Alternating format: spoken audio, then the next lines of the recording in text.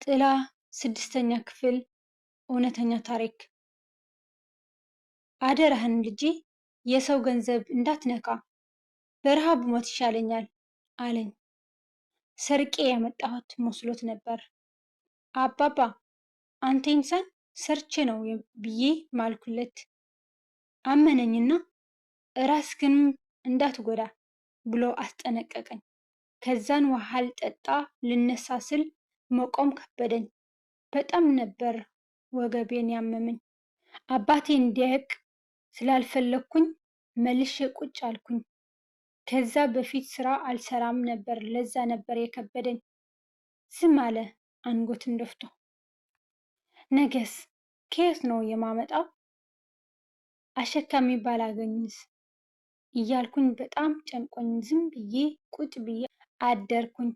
ለአንድ ወር ምናምን እየተሸከምኩ በማግኛት ብር እየበላን ቆየን። አባቴ በጣም ተሻለው፣ ደህና ሆነልኝ። ግን ደግሞ እኔ የታመምኩኝ፣ መንቀሳቀስ እየከበደኝ መጣ። ያሳደጉኝ ጎረቤቶቼ ምንም ያክል ቢበድሉኝም ስራ ግን አያሰሩኝም ነበር። ከዛን አባባ እኔ ስታመምበት ምን እንደሚያድርግ ግራ ተጋብቶ ወደ ወታደር ቤት ሄዶ ታሪኩን ተናግሮ እርዳታ እንዲሰጡት ጠየቀ። ለእኔ ሲል ከዓይኑ እንባ ይፈሳል። ውለታቸውን አለብኝ። አባባ በስራ ዘመኑ ተወዳጅ ስለነበር ሁሉም አጋጭተው የቻሉትን ያክል ሰጡን። እንደምንም እያለ አመት አለቀልን። እንዴት እንደዚህ እንደደረስኩ፣ እንደዚህ አይነት ቤት ውስጥ እንዴት እንደምኖር፣ እንዴት ራሴን እንደቻልኩ ማወቅ አትፈልጊም አለኝ። አዎ ብዬ ቃል ማውጣት ከበደኝና አንገቴን ነቀነቅኩለት። አይ አሁን አልነግርሽም አለኝ። ለምን አላልኩትም? ዝም ሲል ድጋሜ ማልቀስ ጀመርኩ። ወዲያው አባባ በሩን ከፍተው ገቡ። ምን ብዬክ ነበር የሄድኩት ልጄ አሉት። እረ አባባ ብዙ አወራህላት እኮ። የማይነገረው ታሪክ ጋር ስደርስ አቆምኩት። የኔና የአንተ ምስጢር ነው ብለክ አልነበረም አላቸው። አሁን በልንካ ይህን መድኃኒት ስጣት አሉትና እሺ ብሎ 2 ፍሬ ክኒን አስዋጠኝ። አሁንም የእንቅልፍ መድኃኒት ነው። የሆነ ሰዓት ላይ ስነቃ ሌሊት ነበር። ሉሌ ከአልጋው ስር ፍራሽ አንጥፎ ተኝቷል። ልቀስቅሰው አልፈለኩም ነበር። እናቴና ወንድሜን እያሰብኩ ከመጣ ማቆሚያ የሌለው እንባዬ መፍሰስ ጀመረ። ድምፄ እንዳይሰማ ትራሴን አፌ ውስጥ ከትቼ ስቅ ስቅ እያልኩኝ አለቅሳለሁ። አሁን ራሴን ላጠፋ፣ ዞሮ ዞሮ መኖር አልችልም። ግን ምን ላድርግ ብዬ ሳስብ ፊልም ላይ ብዙ መድኃኒት ውጠው ሲሞቱ አይቻለሁ። የምን መድኃኒት እንደሆነ ባላቅም በቃ እድሌን ልሞክር ብዬ መሳቢያውን ስከፍተው ምንም መድኃኒት የለም። ለምን አነሱት ብዬ ተናድጄ ሌላ አማራጭ ፍለጋ ገባሁኝ። ትንሽ ዞር ዞር አልኩና ብርጭቆ አየሁ። ግን እኮ እጄን ቆርጠውም ምንም አልሆንም። ደም ተለግሶልኝ እድናለሁ። ግን ስለቱን በደንብ ተጠቀሚና እንደምንም ጨክነሽ አርጊው ይለኛል። ቃልን መጥራት አልፈልገውም። በነገራችን ላይ ራስን ማጥፋት በጣም ትልቅ ኃጢአት ነው። ራስን ለማጥፋት ማሰብ ራሱን ትልቅ ኃጢአት ነው። ግራ ልቤ እንድሞት በጣም ፈልጓል መሰለኝ። አጥፊ እያለ ሲያበረታታኝ ነበር። እኔ ሞኟ እሱን ሰምቼ ተነስቼ ብርጭቆ ውስጥ ያለውን ውሃ ጠጣሁትና ብርጭቆውን ስሰብረው ልዑሌ እንዳይሰማኝ ብዬ በብርድ ልብሱ ጥቅልል አድርጌ መሬቱ ላይ ስጠለው ሰይጣን ለመጥፎ ስራ ይተባበር የሚለው የምር ሆነ። በአንድ ጊዜ ተሰበረልኝ። ከዛ ስለቱን አንስቼ ልዑሌን አየሁት። አሳዘነኝ። ቀን ላይ እኔ አላሳዝንሽም? አንቺ አንድ ነገር ብትሆኝ እኔ የማልጎዳ ይመስልሻል? እያለኝ አሰብኩትና ይቅርታ አድርግልኝ ልዑሌ፣ ወንድሜ እርቦትና ቸግሮት ማየት አልችልም አልኩኝ። አልጋው ላይ ወጣሁኝ። ስለቱን ይዤ ተንበርክኬ አይኔን ጨፍኜ አምላኬ ሆይ እባክህ ይቅር በለኝ። ይህንን ቆሜ ማየት አልችልም፣ አቅምም የለኝም። እባክን ወንድሜ ጠብቅልኝ፣ የተመቻቸው ህይወት ውስጥ አስገባልኝ፣ አሁንም ጭካኔውን ስጠኝ ብዬ እንደማድርገው ለራሴ ቃል ገብቼ አይኔን ስገልጥ ሉሌ ከተኛበት ተነስቶ የአልጋው ጠርዝ ላይ እጅ በደረት አድርጎ ቁጭ ብሎ እያየኝ ነበር። ኩው ነው ያልኩት። ሉሌ አልችልም አልኩት። መልስ አልሰጠኝም። እጁን ፊቱ ላይ አድርጎ አጎንበሰና እንባውን እየጠራረገ ቀና አለ። ትክዝ ብሎ አየኝ። የአባትሽን መቃብር ስር ቆመሽ ከኔ ፍቅር እንደያዘሽ ስትነግሪው ስሰማ የምርሽን መስሎኝ ነበር እኮ። ይህን ያክል ነው የምትወጂኝ እንዴ? ቀን ላይ ያንን ሁላ ነገር ነግረሽ አሁን ራስሽን ልታጠፊ ነው? እኔ በአንቺ ቦታ ውስጥ የለኝም እንበል። ወንድምሽስ ለዛ ልጅ ምንም አታስቢም እንዴ? ጥረሽ ግረሽ ካስፈለገም የሚከፍለውን መስዋዕትነት ሁሉ ከፍለሽ ልታስተምሪው ትልቅ ደረጃ ልታድርሽው ሲገባ አንቺ መፍትሄ ብለሽ ያመንሽውን ግን ራስሽን ማጥፋትና ወንድምሽን ብቻውን ማስቀረት ነው። ልክ ነኝ አይደል? ጥሩ እቅድ ነው። መልካም እድል አለኝ።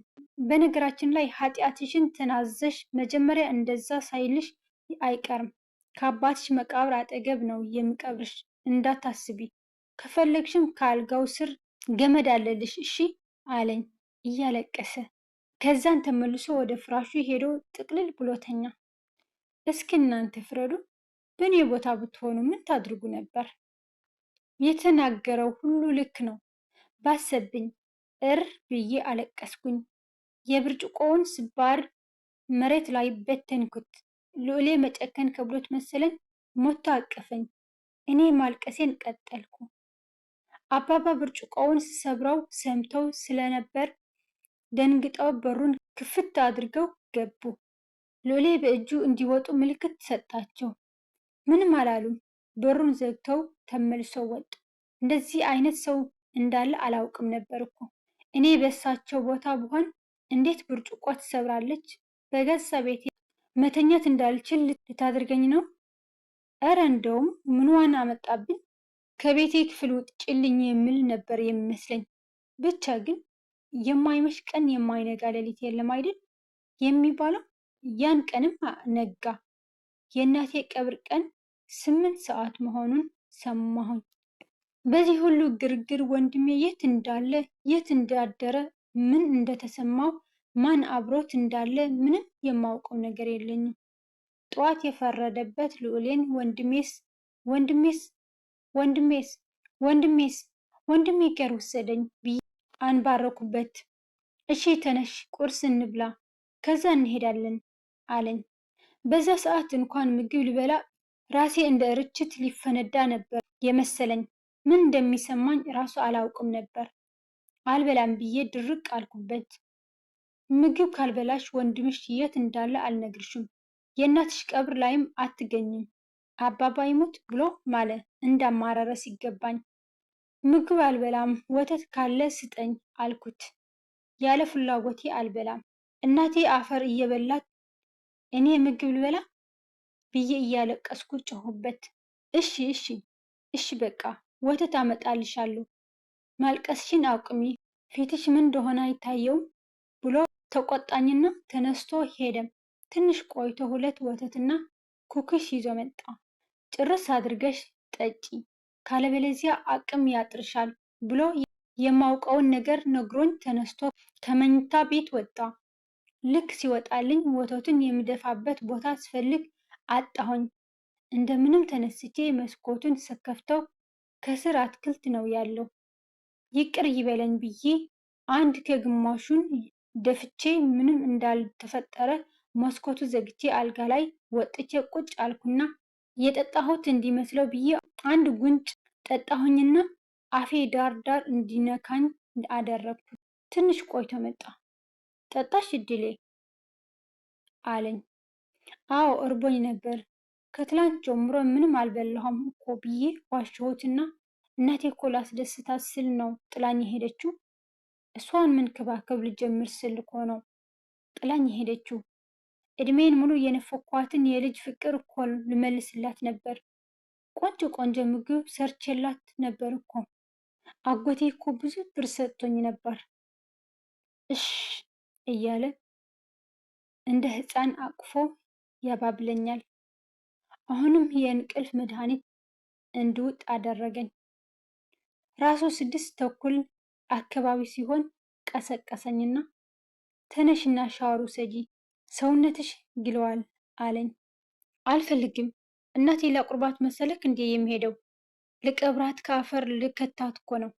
አሁንም አለቀስኩኝ። ምንም ሳይመልስልኝ አቅፎ ሻወር ቤት አስገብቶኝ ከነ ልብሴ ውሃውን ከፈተብኝ።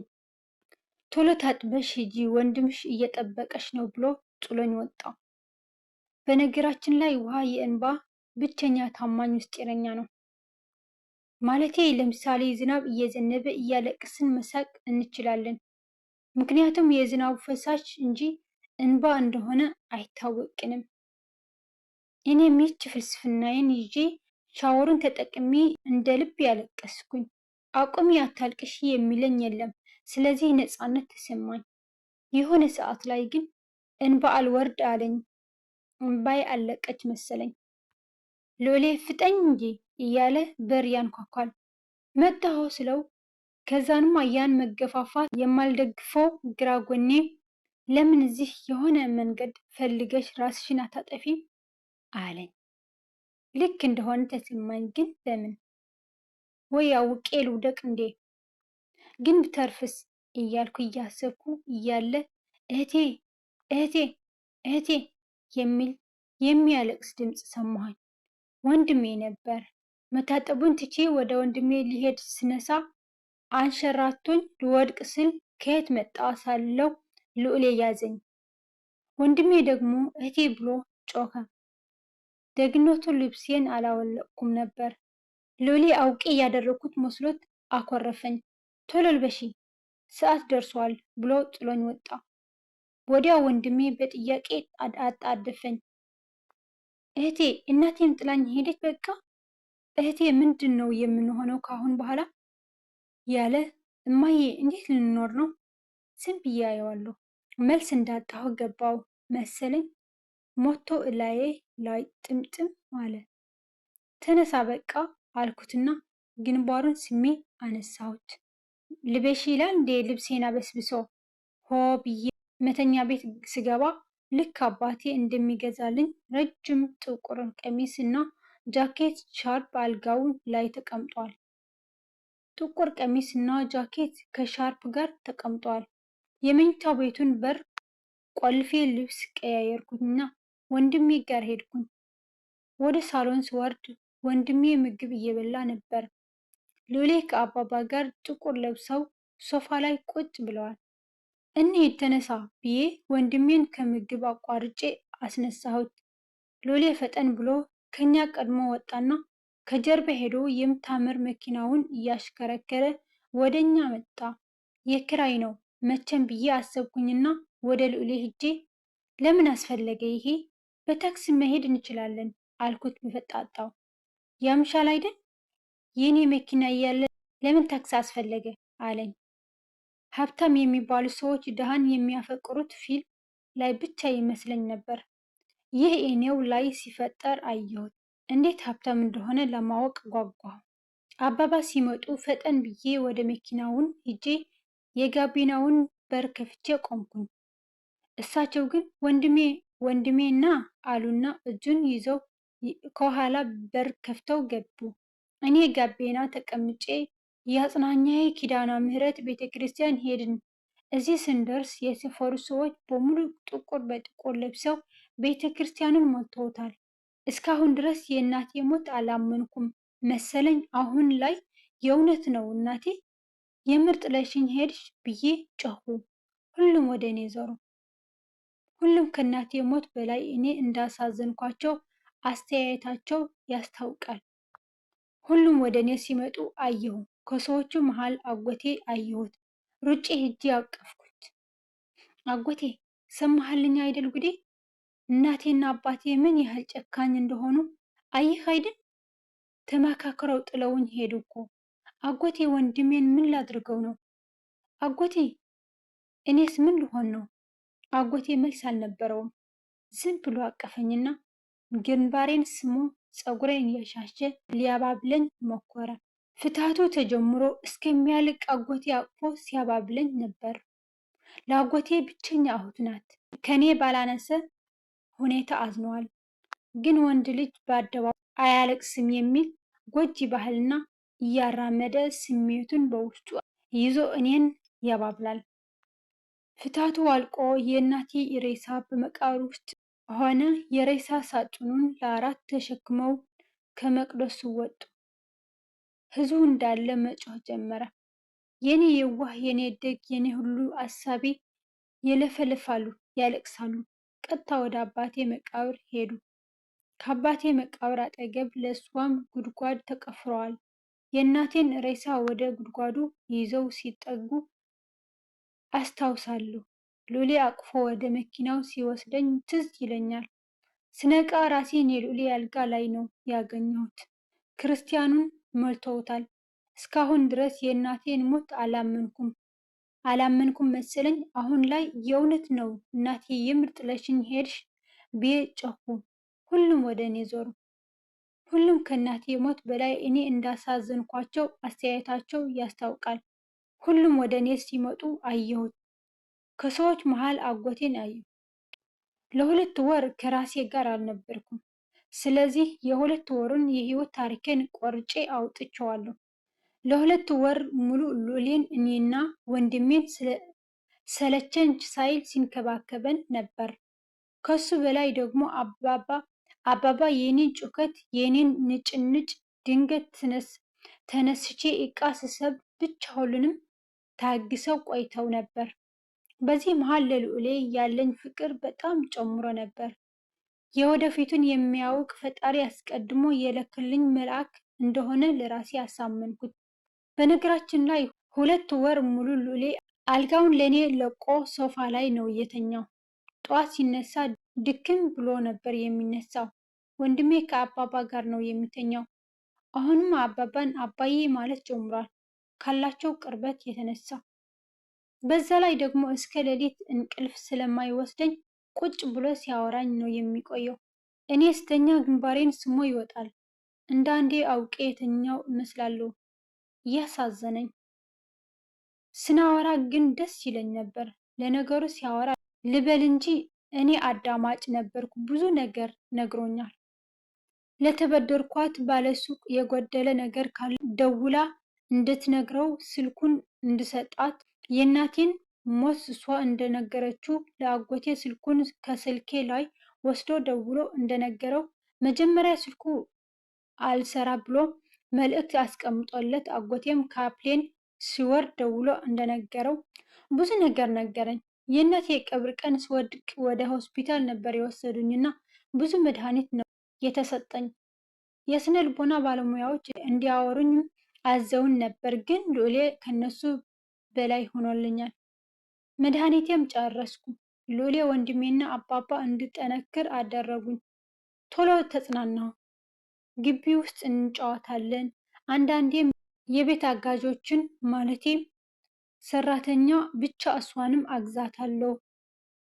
በእርግጥም ምግብ ሙሉ ሰርቼ አላውቅም። እኛ የምንበላውና እሱም የሚበሉት የተለያየ ነው። ስለዚህ ከማበላሽ ብዬ አርፌ አቀመጣለሁ። ሰርታ ስትጨርስ እንበላለን። ከዛን ግን እዛ ቤት መሆን እየከበደኝ መጣ። በጣም መሳቀቅ ጀመርኩኝ። እስከ መቼ ከነ ወንድሜ ጥገኛ ሁኜ የሚለው ሀሳብ አስጨነቀኝ። የሆነ ቀን ለልዑሌ እንደዚህ ካልኩ ስለሚናደድ ብዬ አንተ ሶፋ ላይ እየተኛክ እኔ አልጋ ላይ መተኛት ሰለችቶኛልና እየተሳቀቅኩ ነው። ስለዚህ ወደ ቤታችን እንመለሳለን አልኩ። የእናትሽና የአባትሽ ሬሳ የወጣበት ቤት ውስጥ ተመልሶ የመኖር አቅም ካለሽ መብትሽ ነው። ግን ደግሞ ሁሉም ነገር እነሱን ነው የሚያስታውስሽ። ብቻ ግን እንደፈለግሽ መሄድ ስትፈልጊ ለእኔ ንገርኝ፣ አድርስሻለሁ አለኝ። የዛኔ እንደማልችል ገባኝ። እሺ ግን እስከ መቼ ድረስ አልኩት። ታምኝኛለሽ አለኝ። ከምታስበው በላይ አልኩት፣ አይን አይኑን እያየሁ። አንድ ላይ እንተኛለን።